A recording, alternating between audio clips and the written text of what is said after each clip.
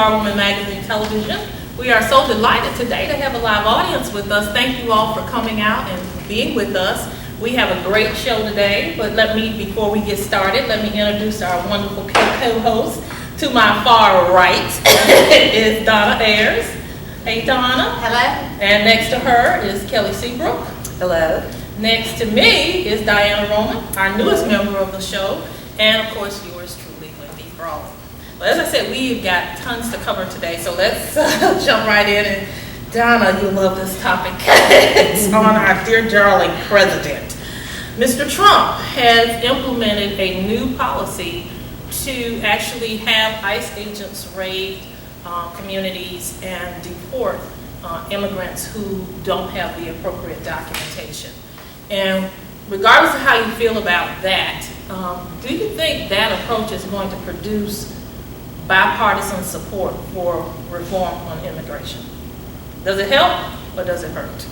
Do you think we have bipartisan support on immigration? Well, that's the goal. Obviously, if we are going to pass something that's meaningful, it's going to need some bipartisan support. Everybody complains about the issue of immigration, the crisis at the border, but no one is actually stepping up and being willing to compromise. Well, I can't say no one because they did pass a bill, but the president didn't sign it. In fact, he talked about it, call it mean. So what do? I mean, is this particular thing that he's doing now, raiding communities with ICE agents and forcing people to be deported, many times separating them, parents from their children who were born in America? Well, first of all, let's keep in mind that these people are here illegally. Many have been here illegally for 15 to 20 years and have already exhausted their options in the legal system. And Kelly can probably speak to that a little bit more. And have already been notified, you are here illegally, you need to leave. So I think that's a part of the equation that isn't being discussed a lot. They have been here for years and years. They have gone through the legal system. They know they're here illegally. They've been notified, and yet still they don't want to leave. And so now our customs agents have to get involved to help them leave. Well, that's not exactly true, because from what I understand about these people that they are seeking, a lot of them, their only issue is that they did not show up for their court proceeding. And for many of them, because the judge was going to say, yep, you're here illegally, time to go. In many cases, well, we can assume that that might have been the case, but a lot of times it's because they lack the representation to go and to be represented before court, because you do have a right in America to have representation. So here we have people who have been here. Many of them have committed no crime other than the fact that they are here. And now they're being asked to not only surrender themselves, or in this instance, they're being subject to raids and being pulled out and deported.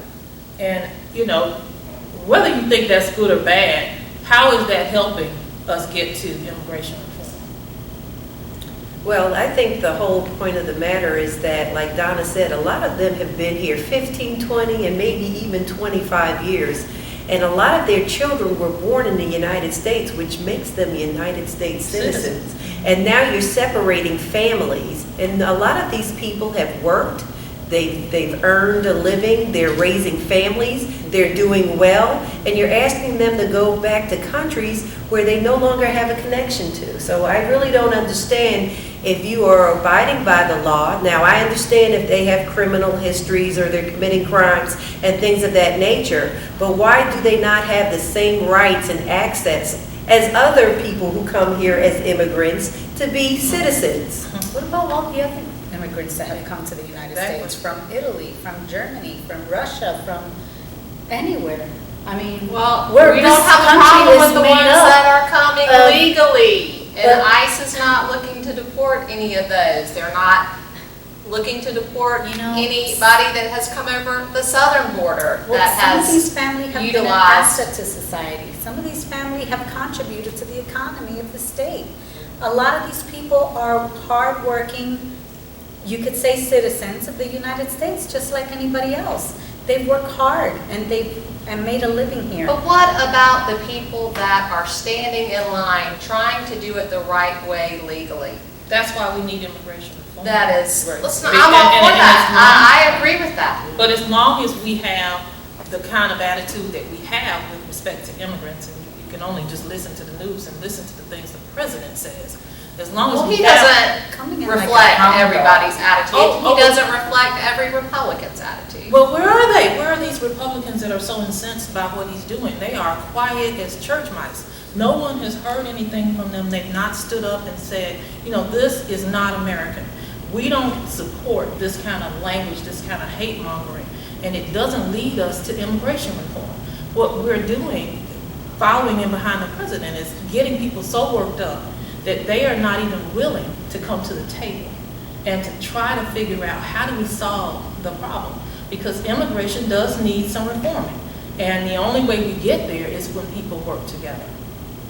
The president is allowed, he's not creating an atmosphere that will allow people to work together. What he's doing is he's race and hate baiting. And he is really separating this country, sending it backward to a place that most of us thought we left 50 years ago.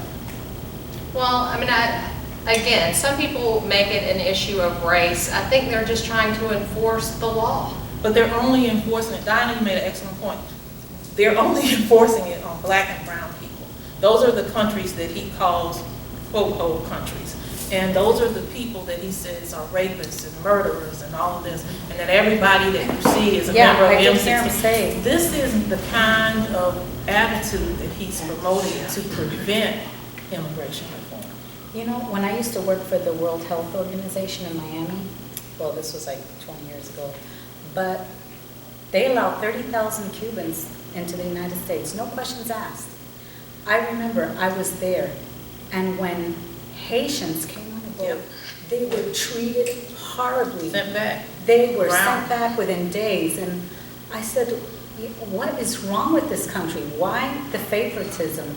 I mean, I have nothing against Cubans, but I just felt that's kind of like one-sided. I mean, why don't we allow fairness to African nations or, you know, European and Latino nations? Why only a certain few? Why the difference? I don't know. I just think that the way he's going about it is like a hound dog, and it's I don't know. It's just not right. Well, it is a tough subject. I don't think we're going to solve it here today. I know We we could. hope to do things. I think there's a more diplomatic way. On up to DC, but in keeping with fairness, y'all stay with us. We're going to be right back to talk about equal pay for women with the Women's Rights Empowerment Network. Stay with us. We'll be right back. I've always wanted to go to college. That helps you evolve as a person. I just feel like that's my destiny. My name is Queen, and I am your dividend.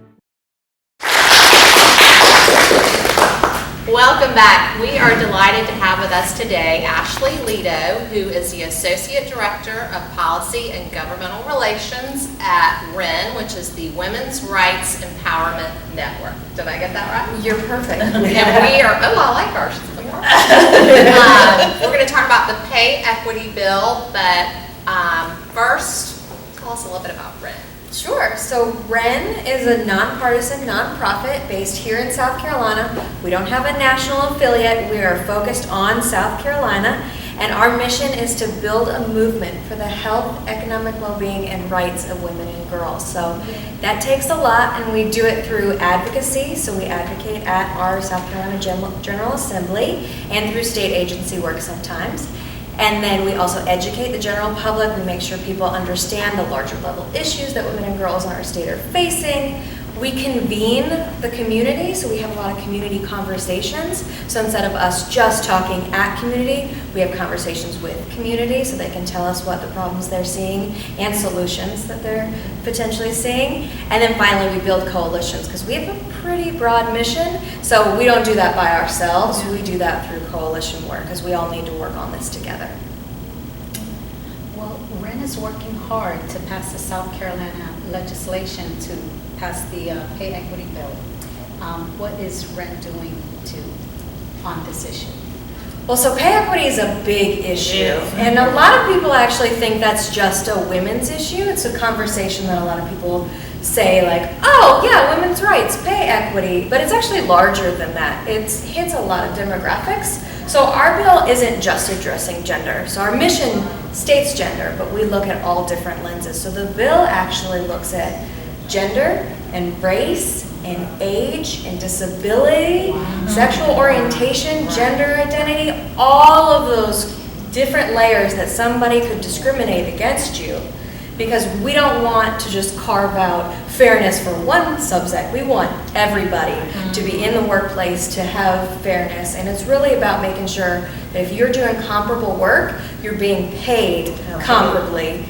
And so if a business is paying you different, they should have to justify it with a business factor.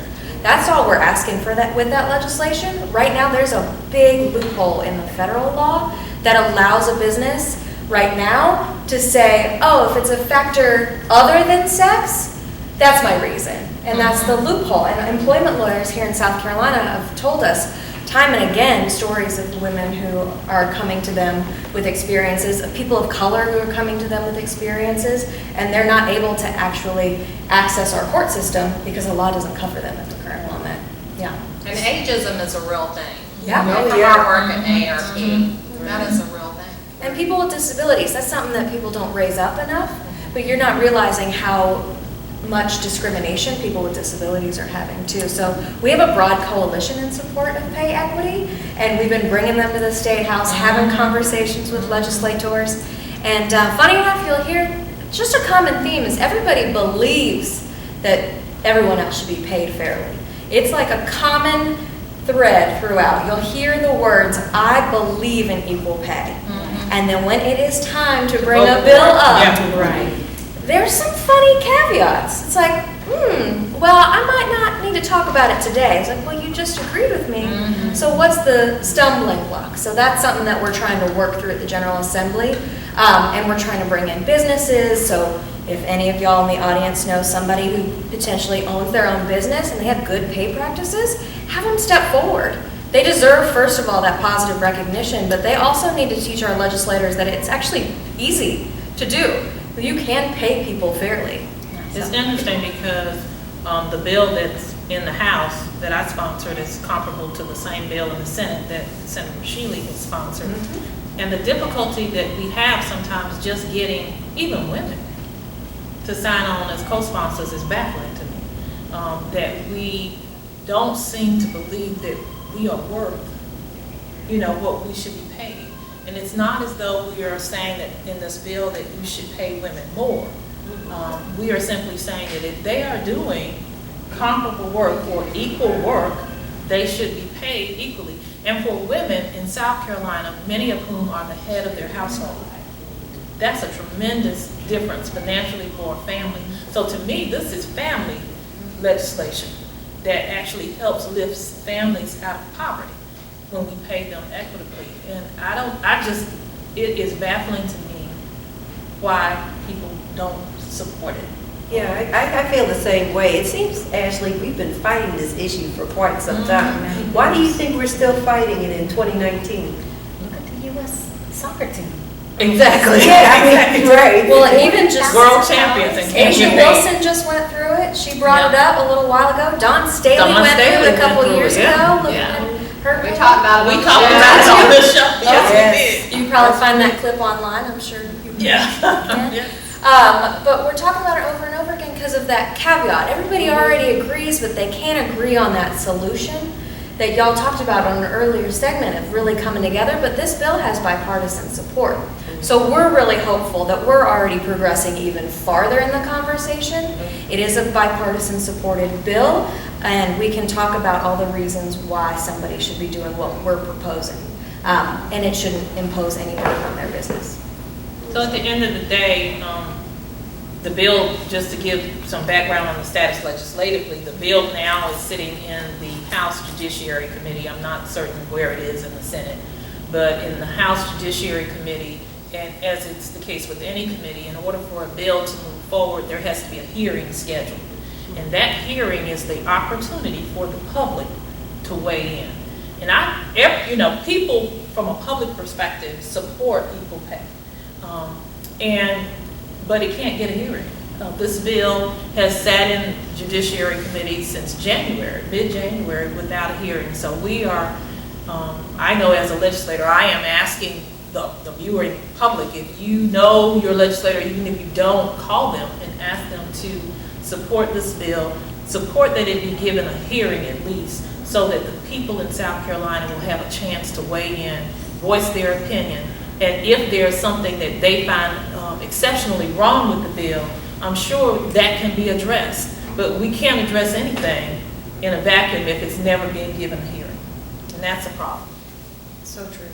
Oh, well, thank you, Ashley, so much for fighting the good fight. Yes. I hope and pray that this will pass in the legislature and we'll have some equal pay for equal work.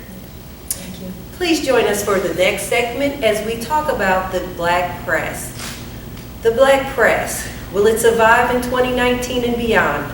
We will be joined by Mr. Nate Abraham, who is the publisher of the Carolina Panorama, to discuss this issue when we return. Okay, so what would you bring to my company? What do you need? I need problem-solving skills. I got through high school without a car, a phone, or a computer. No college degree, though. Not yet, but life's taught me a lot, and I'm ready for more. Well, you're not the typical kind of candidate that I hire. But you are exactly what I'm looking for. Your company could be missing out on the candidates it needs most. Learn how to find a great pool of untapped talent at gradsoflife.org. Well, welcome back. The internet has radically changed the press and media in general. Many newspapers and magazines are now folding.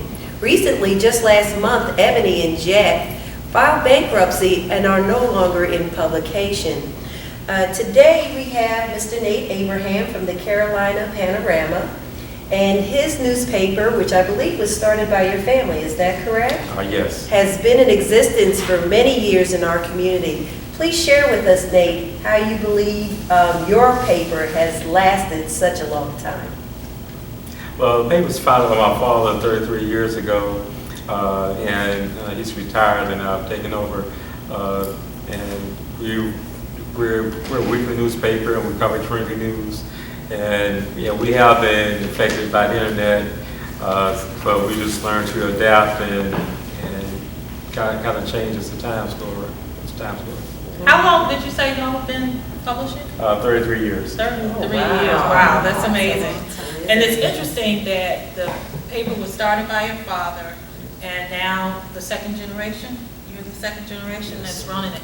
And that is very unusual, y'all, for black businesses other than funeral homes to actually be able to sustain themselves for another generation. Has the internet impacted you? What are y'all doing differently now that maybe you didn't do maybe even 10 years ago? Well, I think one of the things, well, not just newspapers, a lot of businesses, they tend to forget what business they're actually in. I would say we're in the newspaper industry. We're in the information industry. So we provide information no matter how our readers want to get it. Mm-hmm. So if you want to get it online, you got that on your mobile devices. Got that. So no matter how you want the news, we have an avenue to provide it. We have probably more readers on our mobile devices and their computers than in print. Mm-hmm. But there are a lot of people still there are a lot of people around town that really love the print. Yeah, so we have it. So basically, no matter how they want to get information, we have to provide it. So are you right now? Are you contemplating what happens when you pass the torch to? Is there a next generation that's in the ready? Well, that remains to be seen. All three kids are there to tech and robotics and engineering and computing. So we'll see. I think you got the real world and see how it is. Maybe one of them might come back. One other thing, then I'll shut up and let somebody else ask a question, but, you know, Kelly, you mentioned that Ebony and Jet folded, and for many people, Donna, you're right, black and white, who grew up, you know, reading Jet and Ebony, but that particular those particular publications chronicled an important part of our history through the civil rights era, and to lose them is hurtful. It's like a family member is dying or has died. How, Nate, have you decided to share the history of what's happening? I know I read Panorama all the time, and you do focus a lot on some things that have historically taken place in the black community. Is that just by chance, or have you decided that that's an avenue of information you want to cover? That's basically what I want to cover. And, basically, the newspaper is a business of documenting history as it happens, so that's pretty much what we do. And like I said, I know Ebony and Jet just folded. Also, last week, the Chicago Defender was a black newspaper in Chicago that's been around for, I think, 80 or 90 years. They just said they're going to go online only and stop printing. So there's changes, but we feel that print is viable. It's going to be viable for a long time to come. Just so expensive, isn't it? I know. It's very expensive to print. And I think sometimes people don't realize how much it costs to actually put a paper together. Have you seen the papers lately, how they're shrinking? How thin they are, right? You know? Even the state newspaper. Mm-hmm. And I cannot read on the internet. I like paper. Yeah. Yes, I am old school. I like to read the paper like from flip that page. Exactly. So I hope that does not come to On the fruition. internet, believe it or not.